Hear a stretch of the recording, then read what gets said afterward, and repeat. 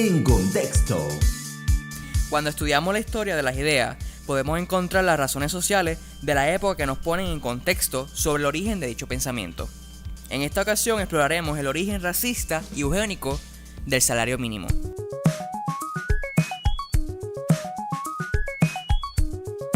La eugenesia es un conjunto de creencias y prácticas que apunta a mejorar la calidad genética de una población humana.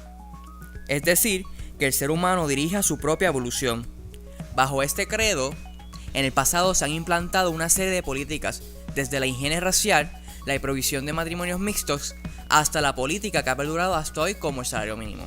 Utilizando el artículo de Thomas Leonard, Eugenesia y Economía en la Era Progresiva, podemos explicar cómo los proponentes y los oponentes del salario mínimo estaban de acuerdo en las consecuencias de dicha política pública, que los controles de precios causarían pérdidas de empleo y aumentarían la tasa de desempleo entre las minorías. No hubo desacuerdo sobre el análisis económico fundamental. La diferencia de opinión entre defensores y opositores de los salarios mínimos era su evaluación normativa sobre si el desempleo resultante era socialmente beneficioso o socialmente costoso. Los defensores de los salarios mínimos socialistas fabianos como Sidney y Beatrice Webb argumentaron que los salarios mínimos eran una buena política, precisamente porque identificaban a los no aptos y desanimarían a los miembros de ese grupo. La historiadora de las ideas económicas, Deirdre McCloskey, destacó cómo estos socialistas fabianos argumentaban a favor del salario mínimo. Decían que este desempleo no era una marca de enfermedad social, sino de salud social, y que era una de las maneras de lidiar con estos desafortunados parásitos. Cierro la cita. El economista Thomas Sowell argumenta que las leyes de salario mínimo pueden incluso afectar el nivel de discriminación racial. En una época anterior, cuando la discriminación racial era legal y socialmente aceptada, las leyes de salario mínimo a menudo se usaban abiertamente para excluir a las minorías del mercado de trabajo.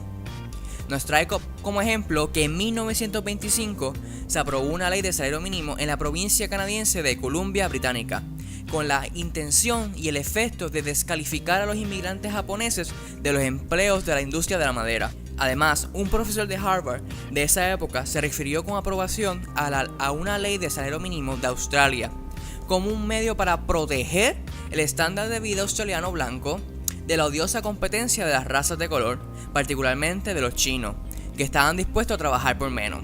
Incluso en Sudáfrica, durante la era del apartheid, los sindicatos blancos insistieron en que se aplicara una ley de salario mínimo a todas las razas, para evitar que los trabajadores negros quitaran los empleos a los trabajadores sindicalizados blancos, trabajando por un salario inferior a la escala salarial del sindicato. En el caso particular de los Estados Unidos, este mismo razonamiento se utilizó para implantar las primeras leyes de salario mínimo en el país.